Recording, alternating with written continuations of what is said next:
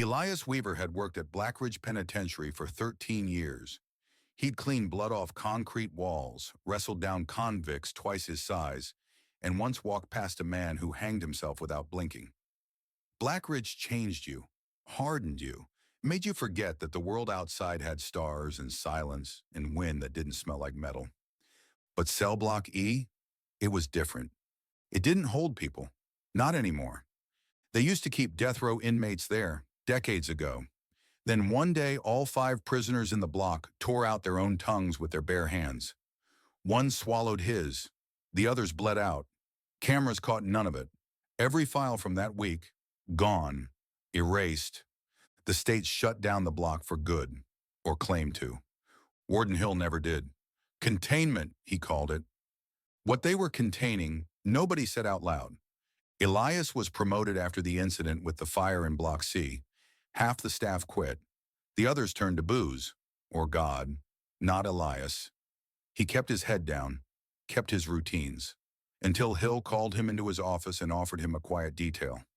Night duty in Cell Block E. No patrols, no contact with inmates. Just one task. Check the door of Cell 13 every hour. He was told not to ask why. The first night was uneventful.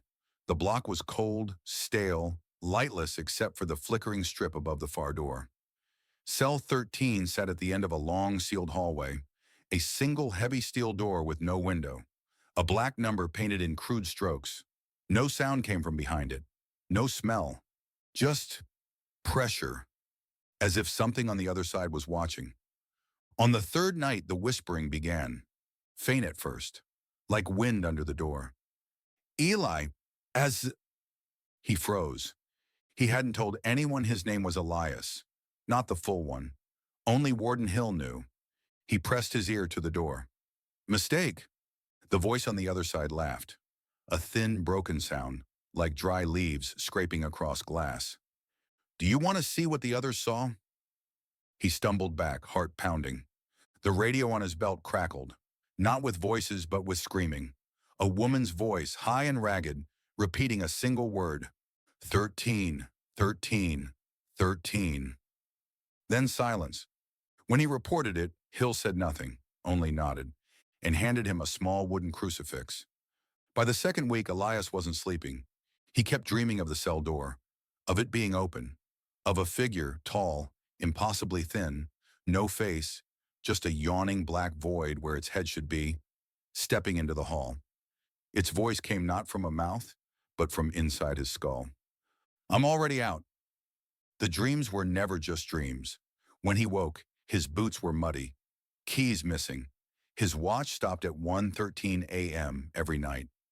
He began to hear other things, not just voices, breathing behind him, chains dragging across tile, the faint, sickening, wet laughter of something that had never been human. One night, the door to Cell 13 was ajar. Just a crack. No alarms, no logs. The temperature dropped 30 degrees in seconds. Frost bloomed along the hallway floor. Elias raised his flashlight. The beam barely reached the door, as if the darkness were eating the light. He stepped forward. Something behind the door moved. Not toward him, away. That was somehow worse. Come in, Elias. He slammed it shut and bolted it 3 times. When he looked down, his ID badge was missing. 2 hours later, he found it inside his own locker, soaked in blood. He begged to be reassigned. Hill stared at him for a long time and said, Do you think we chose to keep it here? That we wanted this thing under our roof? Then softer, We can't destroy it. We tried. Fire, acid, bullets. It always returns, and always to Cell 13.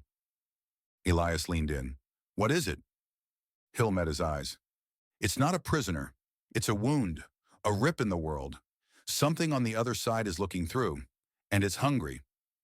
The next night, Warden Hill disappeared, left his office unlocked, all his drawers empty, except one file folder marked E13 Incident, Confidential. Elias read every page. 1953.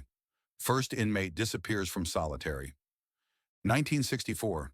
Guard assigned to Cell 13 vanishes. Last camera footage shows him unlocking the door, then static. 1980. Riot ends with 17 dead, all within 20 feet of the cell. No weapons, no wounds, just emptied. 2011.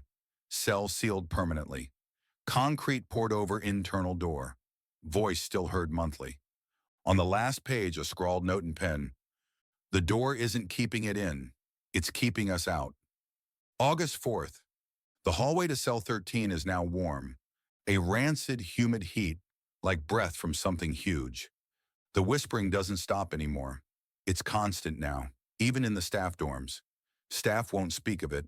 They keep their heads down. A few have gouged their own ears.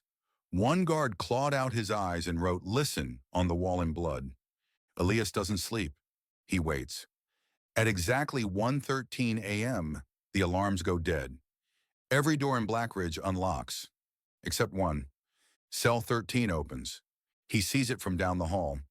Just a glimpse, a shape, taller than the doorframe, slipping through the shadows like smoke with bones. It sees him and smiles, not with teeth, but with understanding. You've been a good warden, Elias. Now you get to see what's real. The next morning, Blackridge is empty. All records deleted, all cameras wiped, no bodies, no survivors.